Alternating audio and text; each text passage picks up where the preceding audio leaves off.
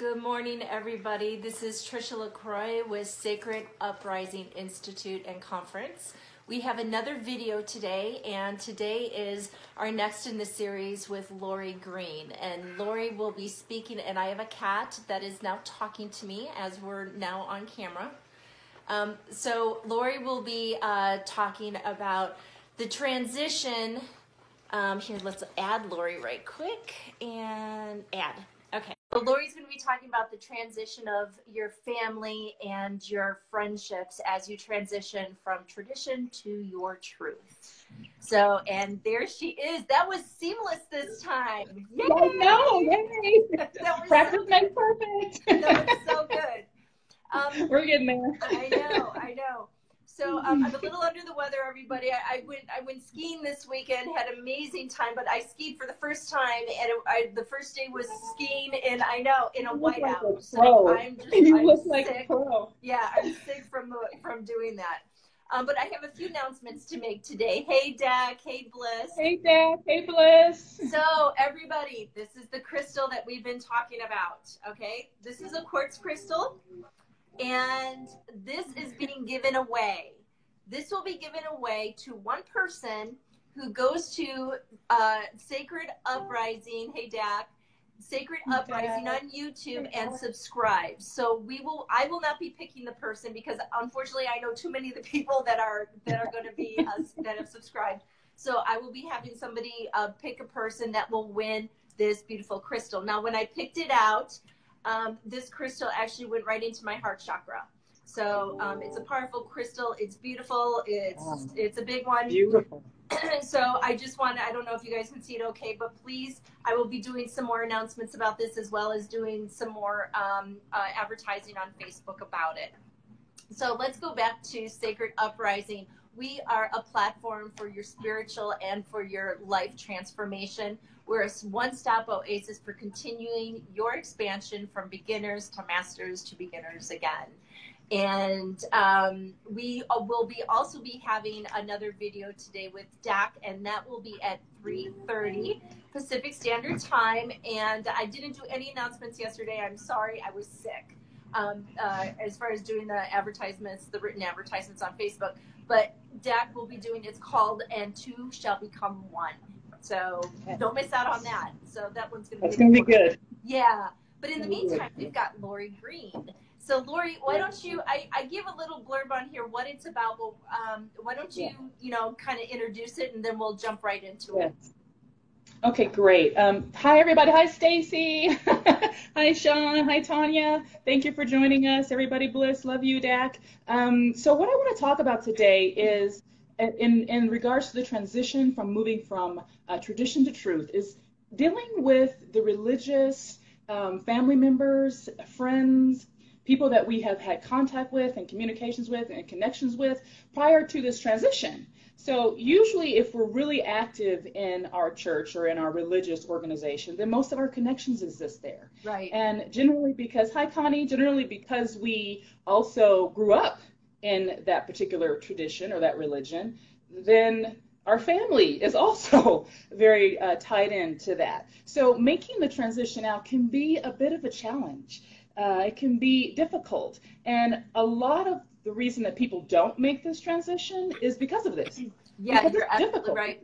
Yeah, because it's painful. It's so the first thing I want to say is if you're doing this and you're making this transition, you really should be commended. You really should be if you have committed to it, because it isn't easy. For those like Trish and I who have done this, we understand how intimidating and frightful, it can be to make this transition. Yeah. So that's why we're here. Right. We're here to assist you and help you to be able to move through this process as smoothly as possible, because we didn't have that, right? Right. Right. Can I just add to that, just so people understand? So when I had to leave, I left in '89, so I was like 20 years old at the time. I literally had to run away from home.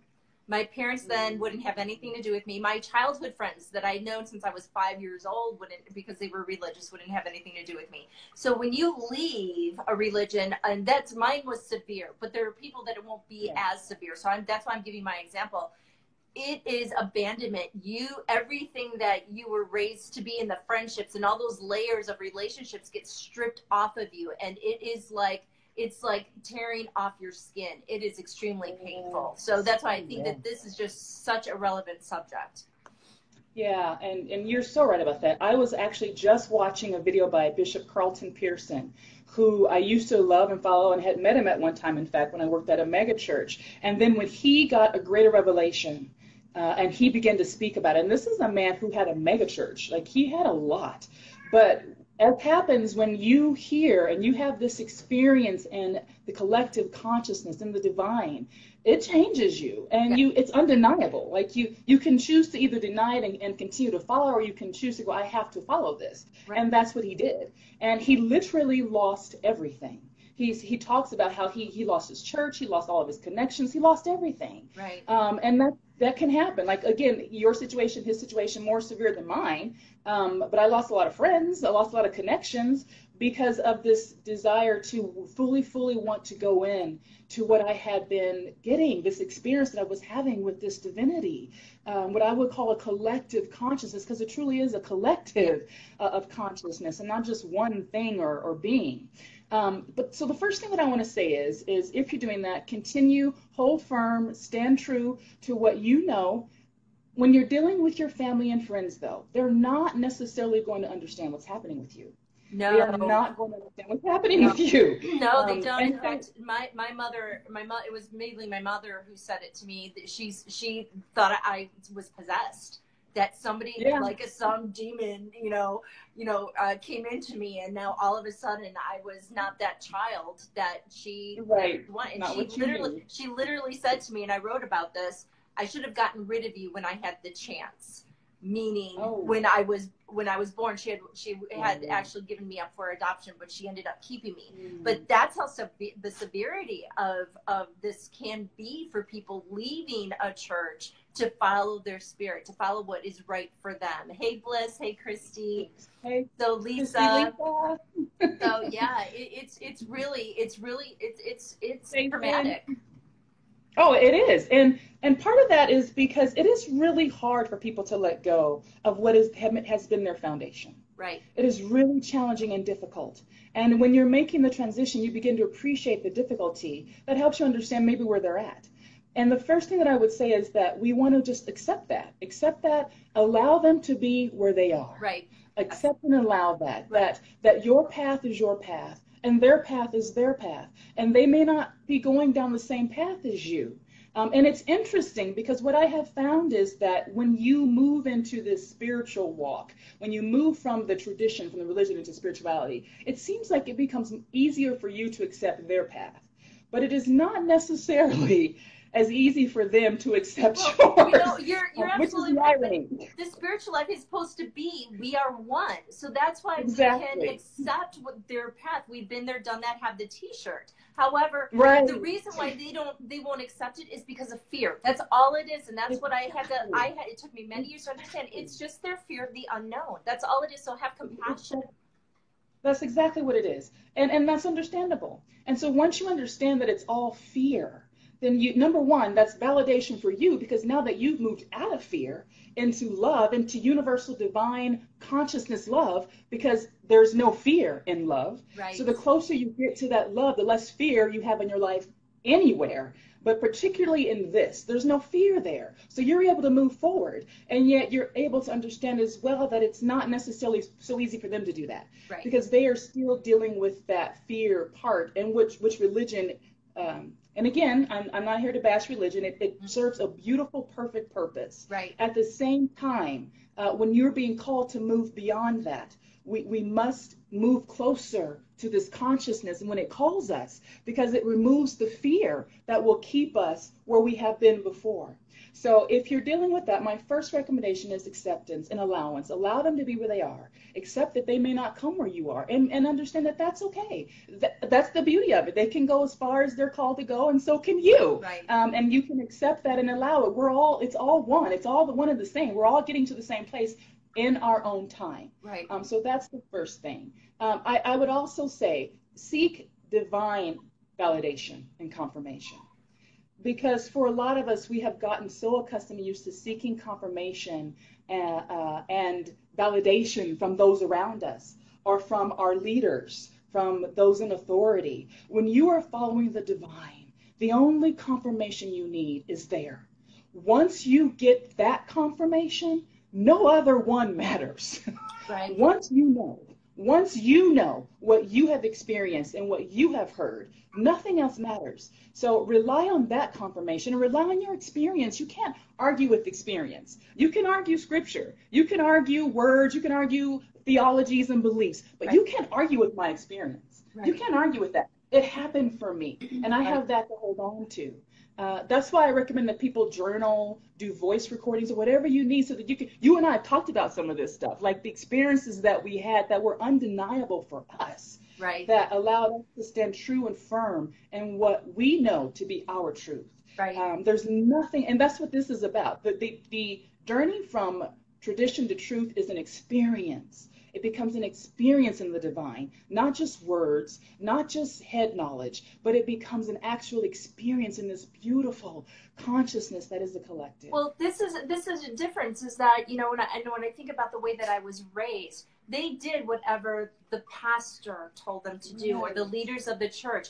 Whereas when you shift and go into this truth, it's that you're getting your information from God, and it's very hard for them to understand, even though they say that they do, they don't, because they are following. Right. I'm sorry, I just believe they're following a man.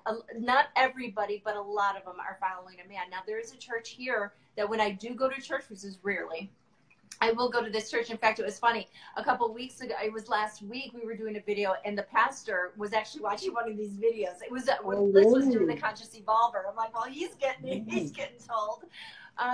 That's great.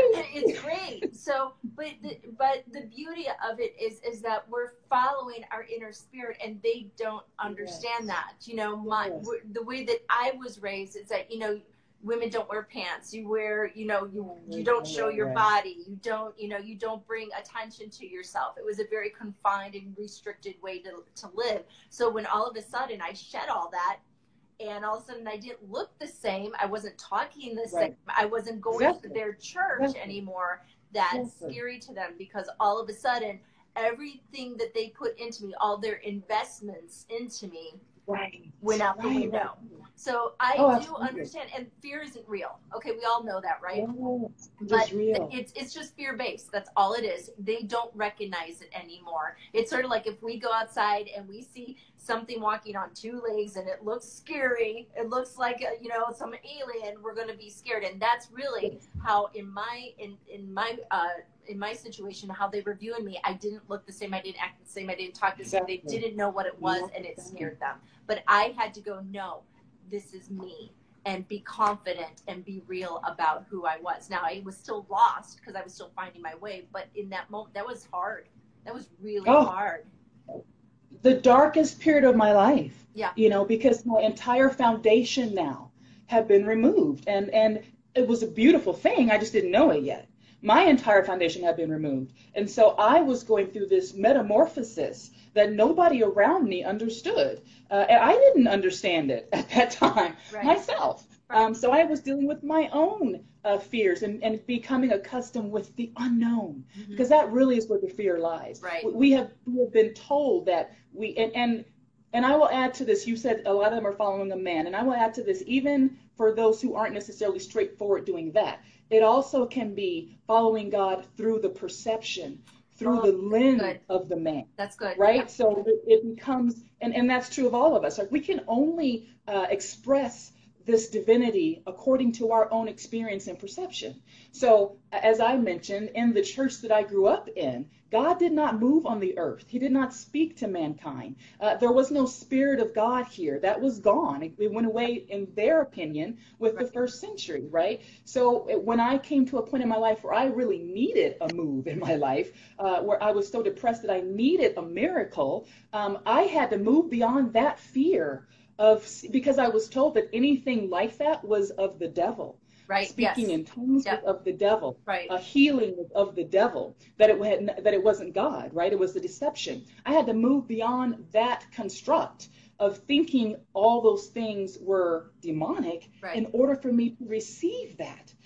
And then when I got into that modality of spirituality or my religious walk, when I was prepared to move out of that, I again had to get beyond the constructs that told me that anything outside of that was then going to be my demise. Right. You know, Right. I mean, I have so much real estate in hell by some people's standards, it's ridiculous. Like I'm wealthy there. But you have to get to the place where you know, that you have gotten the confirmation, the validation. Anytime you're in doubt, just ask. Anytime you're in doubt, just ask the divine to confirm what you know, and it will occur. Right. It always did for me. I'm sure it always did for you too. It will occur. That's really beautiful, and that's what when it comes to Sacred Uprising, we as a collective really want our viewers and those that are paying attention. I want them to understand we're adding to the commentary. We're not your guru. Yeah. We've already had this discussion. We're not your guru. You don't have to do but just be open. That's why we have so many different people at different levels of their spiritual awareness or journey or whatever you want to call it in their ascension, because we want to give you so many different options that fit you. But your spiritual walk is not, Lori, you and I, our spiritual mission is not on this camera, is it? It is behind the scenes, finding out from us what our path is. And so we can only talk from our path, but we want you to go out and meet people, go to meetups, spiritual meetups, go to different metaphysical centers, go to the spiritual centers, find your path. But you don't have to. The church and God is not within the four walls of a building anymore. If you go into the garage and you think you become a car, you're spiritual because of what you do in your quiet moments and following your spirit. Yes, and we're spiritual because that's how we were created. Yes. You know, all of us are on a spiritual journey, whether it looks like we are or not. All of us are on a spiritual journey by virtue of the fact that we are spirit. We are spirit in human bodies. And as you move closer and closer and you get more expansive in the collective consciousness and the divine, you begin to understand that we really are the church. Because the church is a physical manifestation of the body of the consciousness. Right. It is a physical manifestation of the Christ consciousness. Yeah. So as I walk about this earth, wherever I put my foot, that's why I can say, wherever I put my foot is holy ground, because I am the church. That's right. That's right. I also say that every footstep is a prayer to the divine. Every step. Every step, whether we realize it or not. Yep. We are an expression consistently of that consciousness, of that life breath force that keeps us moving. Right. We are an expression of that all the time.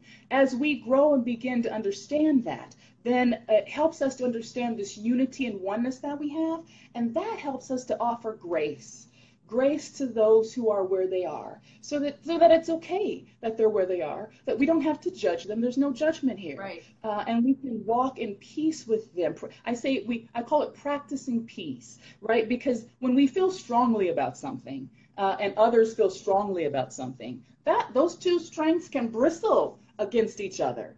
Yet as we move closer and closer into understanding, into wisdom and divine consciousness and divine love, we understand that I'm bristling with myself. Yeah. So why? Just allow them to be where they are. When you are firm and your own validation and confirmation of what collective consciousness has told you, you don't have to justify yourself. You don't have to explain it, and you don't have to feel threatened by anybody else's path or journey. So that when someone comes to you with something different, you just go, well, look at that. Didn't somebody say, I think it was some actor said, when people tell you what they believe, just say, yeah, you're right, and then go on your merry way.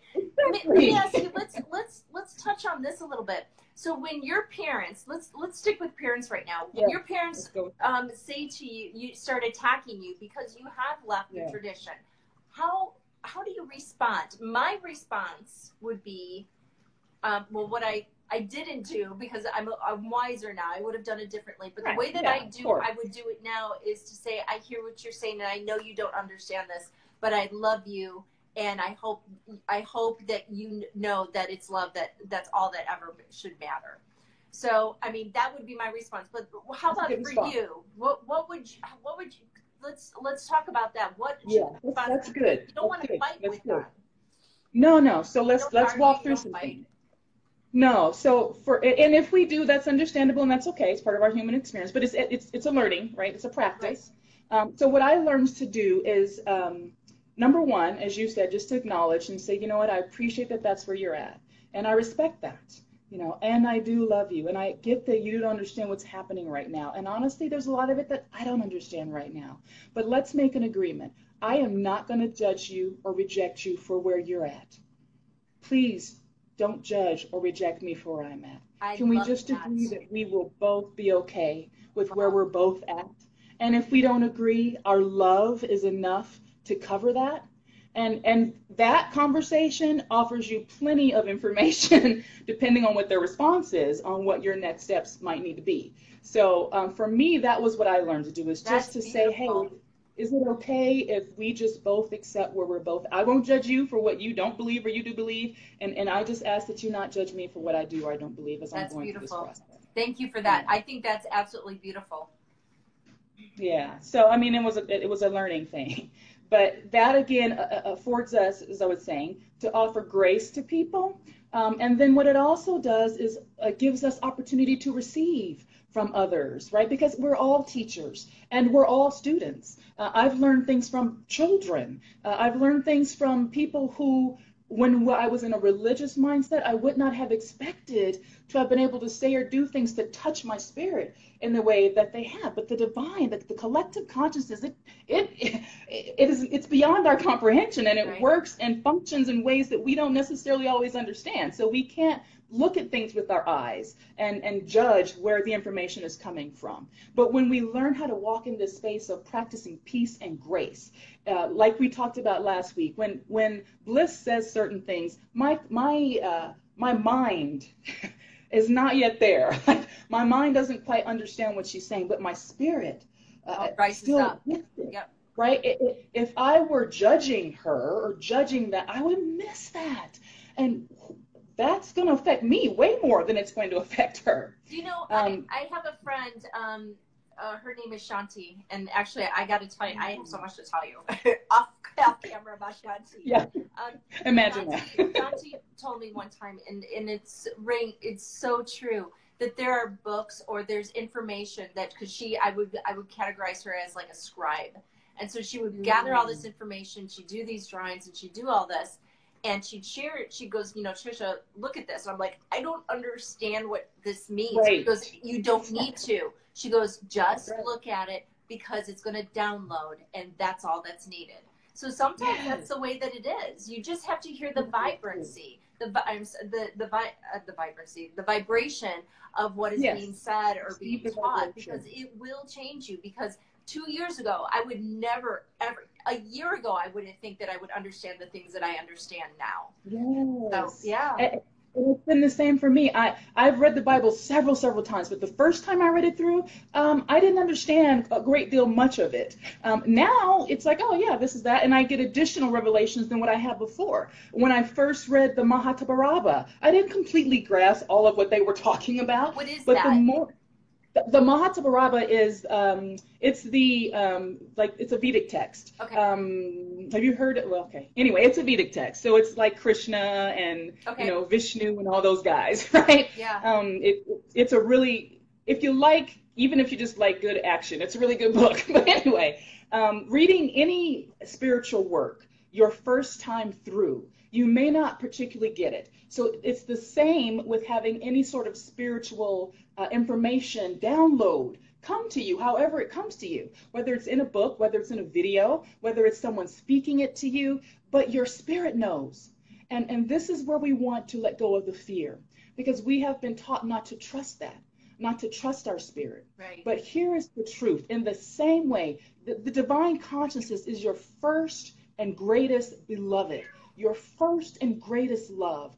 And in the same way that your loved one, your spouse, your children, if they came to you, no matter what form they came to you, you would know them. Right. You know them Yes, because you have an intimate relationship. Right. The idea that I wouldn't know my man when he calls me on the phone, oh no, I know him when he calls me. I know my children when they show up, right? Because I have that relationship. It is the same thing with the collective consciousness. Right. We know it, right? We know. You're not going to be misled because you will know. Right? Right? Oh, you know that vibrations don't lie. They don't. No. Lie. And I've played that, with me being, and if I'm a master of anything, it would be energy. And my children, my 16-year-old knows she can lie all she wants, but the energy doesn't lie, and I will catch her because I know. And she's learning. It's like she's gone through this she's gone through this spiral of, understanding that, but now we've just hit another level. She's like, oh, holy crap.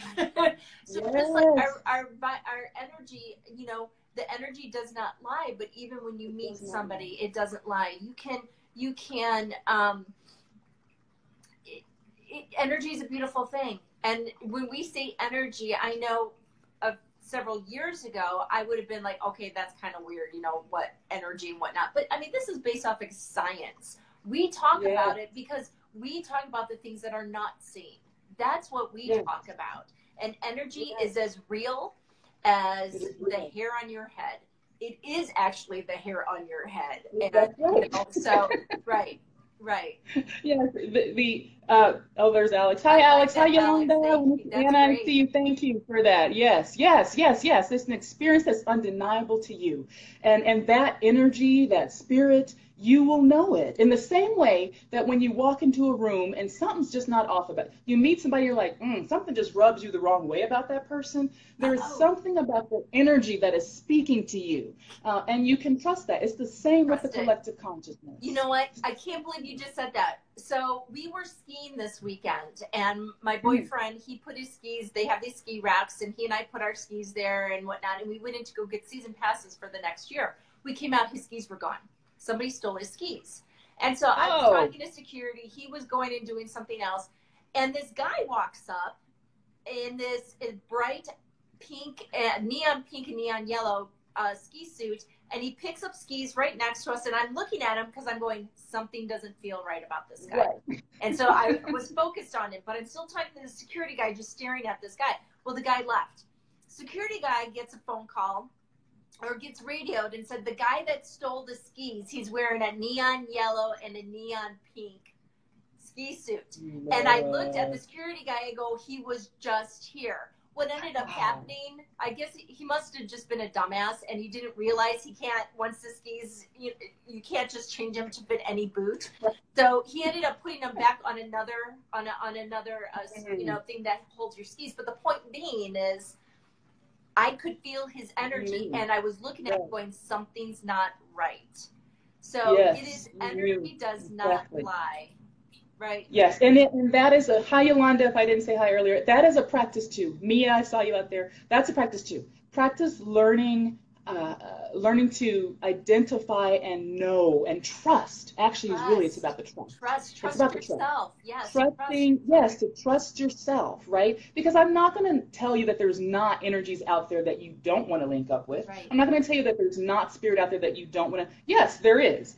You will know the difference, though, as you learn to trust yourself and trust your experience and what you are feeling and what you know. It's all love. When you are experiencing that vibration of love, then there's nothing for you to, in fact, you won't be fearful because there's no fear there. So you can't even feel it there. So the more that we move into that, the more that we experience that, hi Rajit, hi Sandra, the better it is for us to be able to, again, exercise that towards our loved ones, towards our family members, towards those who haven't moved in that direction. A lot of the reason that we get opposition from them is because they are so afraid of letting go of what they have known and have held on to. It is their foundation. It is a huge paradigm shift to move from what you have been told your whole life to what you have built your whole foundation on, onto this place where there is no foundation. there is nothing to stand on. And you have to admit that you don't know anything. Right. And you're starting from scratch, and it's dark and it is scary. So when we move through that and we get closer, it helps us to be able to understand their fear and what's happening with them, and to become what I call an observer of what is happening versus a participant. Because when we become a participant in their fear, then that's when we get the triggers. The Buddhist tradition calls it Shimpa. We get caught up. So, we say to them, hey, this is where I'm moving, this is what I believe. And they say something like, you know what, if you're going to do that, I can't talk to you anymore. I don't want you in my life anymore. Yep. Right? And our humanistic natural reaction is to get defensive and to come back at them. As we move closer and closer into this divine consciousness understanding, it helps us to become more of a watcher or an observer of what is happening and less reactionary. Right. So that when people respond in those ways, we don't get caught up. Well, and we need to be kind to ourselves, because I got to tell you, when I first came out of the church, I was very reactionary. I was still yelling back. I didn't know. And when you know better, you do better. Now I've gotten to the place where 4 years ago, when my dad passed away, and the last time I saw my mom, she was literally verbally attacking me in front of my daughter, in front of my sister. And I sat there, and I knew it wasn't about me. I knew it was about her fear. And all I said to her, I said, Mom, I said, you can't talk about me like this. I said, I said, I want you to have a relationship with your granddaughter, but if you continue to attack me, we're going to have to walk out. And we started again. And I went back to, Mom, I love you, but you cannot do that. And finally, we had to leave, but I didn't get drawn into her cesspool. So it's about just responding from a standpoint of being able to see the whole landscape clearly, understand what's going on, and not attack. Because really, truly, it's never going to be about you. It's going to be about their fear. It's not about you. It's not about you. And I'm glad you brought that up, because that point of taking care of yourself and learning to love yourself throughout this process is part of this whole journey and walk as well. It is learning how to set clear boundaries around people. As I said, if you approach them in love, and how they choose to react to that will give you information about what your next steps might need to do, whether you can move forward with that, or whether you need to put appropriate boundaries around that relationship, to protect yourself because you'll be vulnerable. Moving through this process. It's raw. The boundary. If you continue, I'm going to have to leave. I don't want to leave because I want you to spend time with your granddaughter. But if you do this, we will have to leave. So I put the boundaries. I didn't yell at her. I didn't go off on her. My sister, afterwards, she was shaking uncontrollably. She called me because my daughter and I left, and my sister called me, and she goes, "Oh my God!" She goes, "I have to have a cigarette," because she smokes. And she said that she's like, Tricia, she goes, "How did you not flip out?" And I said, "Because it wasn't about me." Observing Mom's pain, observing her fear, observing that it was not about me, and going, okay, well, we need to put boundaries, because I still have to stand strong in who I am, but I can stand strong without attacking back. I can stand strong by setting loving boundaries and not going back off on her. I can still be this powerful woman, this warrior, without attacking, and just creating loving boundaries. And I always view it sort of like when you go bowling, and they have those bouncing, those in the gutter, those things that come up. They're rubber and they bounce. So it doesn't hurt the ball. It doesn't hurt anything. It just kind of guides it along, right? And that's how I view it. And that's a good analogy, because that's really what boundaries are. When they're properly enforced in love, they don't hurt anybody. They just guide and direct people, and it can take people a minute to get used to setting them, but to get used to you having set them. But once they get adjusted, it's fine, and they move through it perfectly fine. And your ability to move through this can be very useful in allowing them to maybe, because if they're fearful, it's because they have a question somewhere. If they are so resistant to what is happening with you, it is only because they themselves have a question about their own faith and where they are at. And so therefore, by your being able to stand firm in your boundaries and walk in love in that respect, it affords them the opportunity to have room to maybe begin to safely question some of what is already, to allow those questions to come into their conscious mind. to allow those questions to come into their conscious mind so that they can begin to ask their own self some questions and figure out what their path and journey is. Because once you're firmly established and you know that you don't have to be defensive. And I will say again, this is a practice. So if you find yourself getting caught up, if you find yourself arguing with your relatives, that's okay. Just know that that's information to let you know where you're at. And then next time you can go, okay, how can I do this differently? Here's a tip. I used to do this, and I still will do this. When I am in a situation and it plays itself out, and it doesn't play it out the way I necessarily would have liked for it to have. Let's say that a relative came to me and said, I don't like what you're doing. I don't agree with what you're doing, and I think you're misleading people. And I go, I don't know what you're talking about. You don't know what you're talking about. I know what I'm doing, and you just leave me alone. If you don't want to deal with me, fine, whatever. And then later I go, wow, I really don't like the way I did that. What I can do is replay that situation. But when I replay it, I can see myself handling it the way I would have liked to have handled it. Right. I can replay that in my mind, and this is actually a form of meditation. And the beautiful thing about our brain is it does not know the difference. So the more you practice this, I've done this with cleaning the house. I used to do this with cleaning the house. And I didn't feel like cleaning the house. I would go, let me just visualize myself cleaning the house.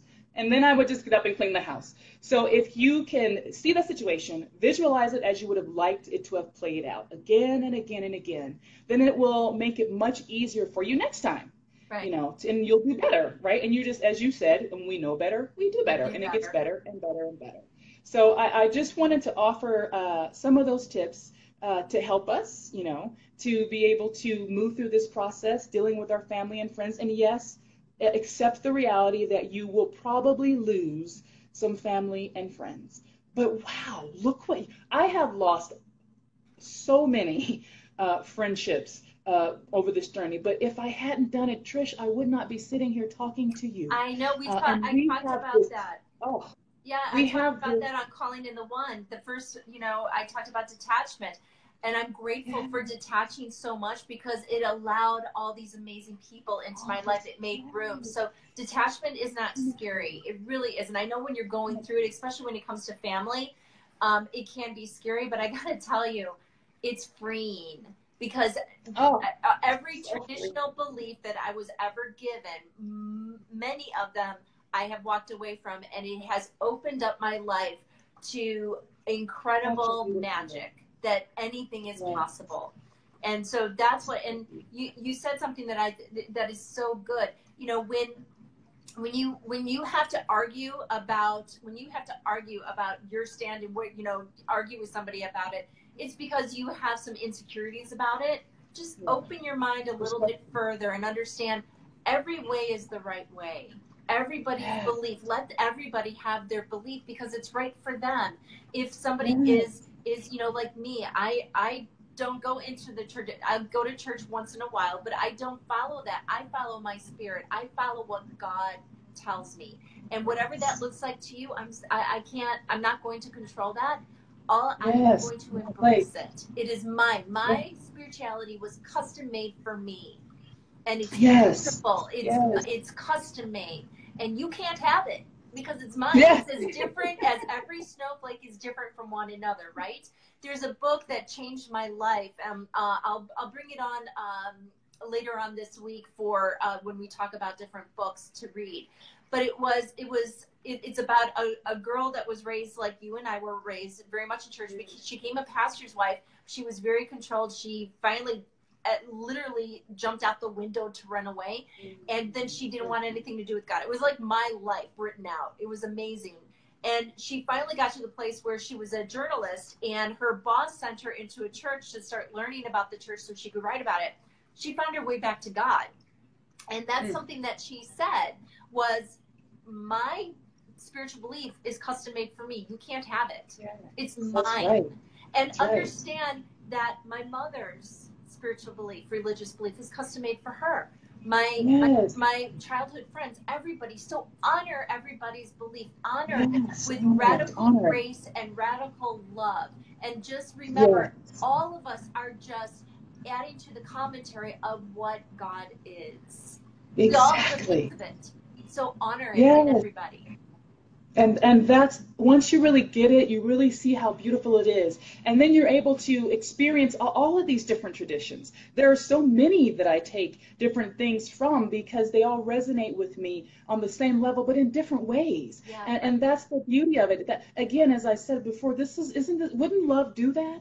Isn't that what love would do? Wouldn't love meet, if you're trying to meet your child, right? Aren't you going to meet them where they're at? Yeah. You're not going to be like, okay, you need to come where I am. No, love says, hey, I see you, and I want a relationship with you. I want to love you. So I'm going to come to where you are and love you and develop that relationship with you. And that's what the collective conscious divine, that's why I call it collective, because it reaches us how we hear, where we are. So it doesn't matter if it's Jesus, if that's what makes sense to us, then that's how it's going to reach us. If Krishna makes more sense to us, then that's how we're going to get. If Guru Ram Das makes more sense, that's where it's going to go. If Kuan Yin, whatever it is, the divine says, I don't care. I can come to you however you need me to, because all I want is you. All I want is that relationship with you to help you get to that. And I'm careful when I say it that way because it's not an external thing. Right. The primordial being, all of that. It's all one, and we're all a part of this oneness. Yes. So it's actually not some external thing. It is a part of us, and we are a part of it. And it is within us, right? So I just want to encourage those of us who are on this transitional path to stay the course, continue the path. If people are coming against you, understand that it's just their fear. They're just walking in fear, and that's okay. But you let them be where they are, and if need be, ask them if they allow you to be where you are, and then you just continue to seek divine confirmation and validation, because that is the most solid strength, the most solid foundation that you'll be able to have as you move through this process, is knowing your own experience. Record those experiences so that you can go back to it and say, yes, that did happen. I did hear that. That occurrence, I did see those numbers, however it's working with you, so that you can go back to that in those moments where maybe somebody says something that hits you at a soul level that you have not yet been able to process, right? Because that happens. Somebody sideswipes and says something like, oh, I didn't think about that. Then you got to go back to the drawing board, and that's okay.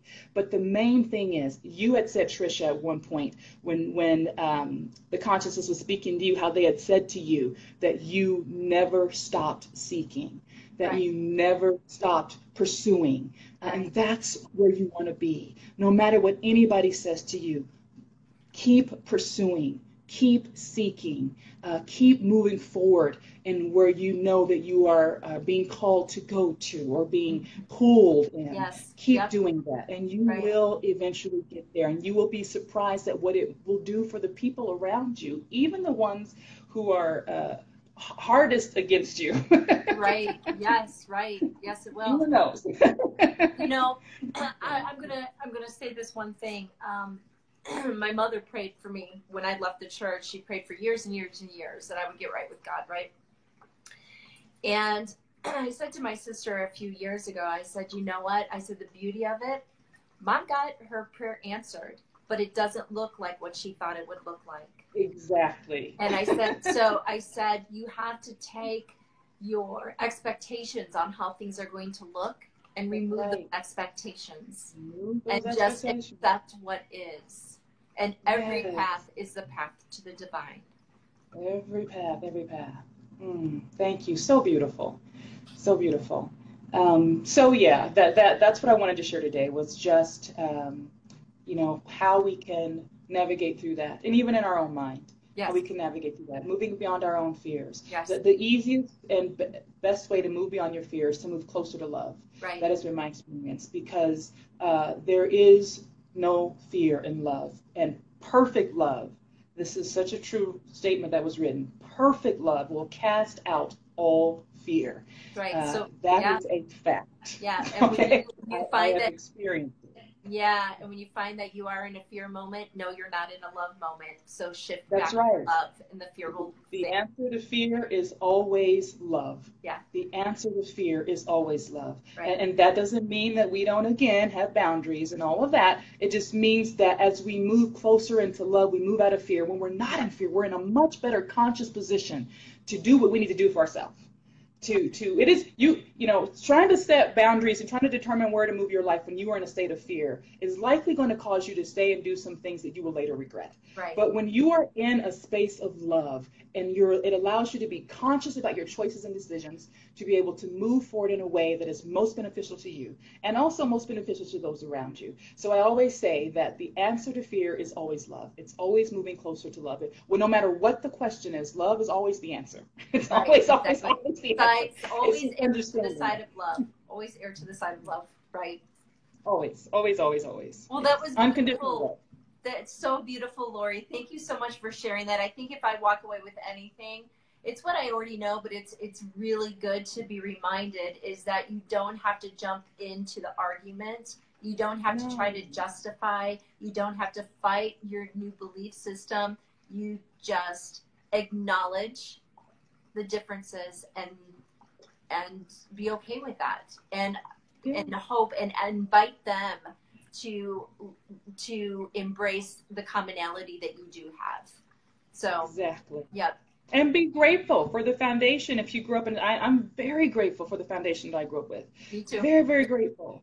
Very, very grateful. And I'm grateful for every piece of my journey along this path. Every one that I went through helped me to get where I am today. So why would I be angry or upset, about that? Certainly, I went through periods. I went through periods of the anger, the frustration, and all of that. I worked through all of that. But it's a process that you work through. And once you go to the other side of it, you realize that, wow, had it not been for all of that, had it not been for all the rejection, had it not been for all the judgmentalism and all of that stuff pushed me closer to get my confirmation from the divine, right? And my validity from the divine. Right. And so now I don't even need validity from anybody else. Right. Right? Yeah, I know. And but that's it a beautiful thing. takes steps to get there. It takes steps to get. You're not going to go from that to where we are. You have to take the steps. Right. It's a process. Right. So just in closing, if anybody wants to talk more about this, I love exchanging conversations about this. I am a spiritual coach. That's part of what I do.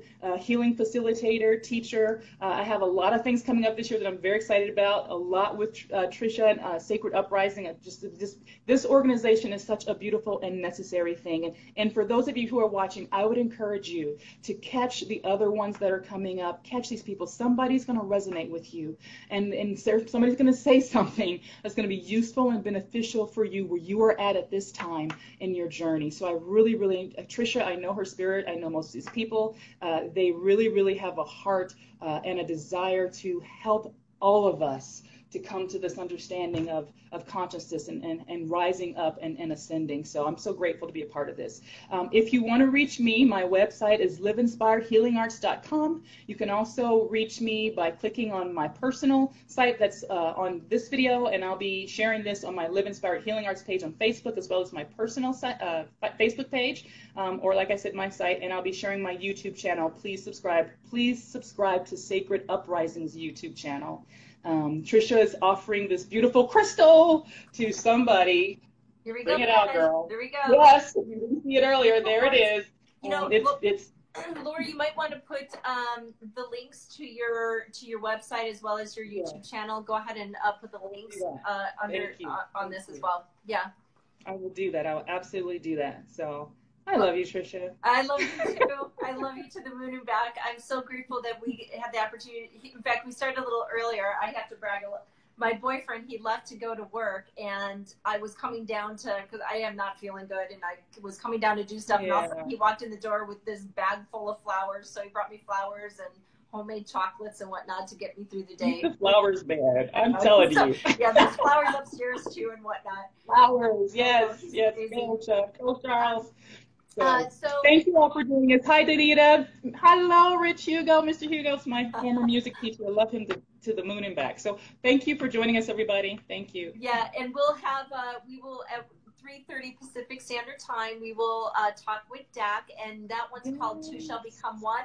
And tomorrow morning at 10 a.m. Pacific Standard Time, we will jump in again with Bliss for the Conscious Evolver, and that one's called Deconstruction. We will also have Dr. Lisa tomorrow afternoon at 12:30. I think that's, Pacific Standard Time, and that is called Sacred Sexuality. So don't miss out on any of this. Of course, you can go to our YouTube channel and subscribe and be notified when we have new videos. And don't forget, we're still changing up the website, but please, you can go to sacreduprising.com, and that will have additional information. But bear with us, as it probably won't be done until the end of this week, beginning of next. So anyways, Lori, thank you so much. I love you, and everybody That's have my a brother, blessed, Heidi. beautiful week. Thank you so much. You too, Tricia. It's always such a joy. All right. Thank you all. Bye, Thank everybody. you. Bye-bye.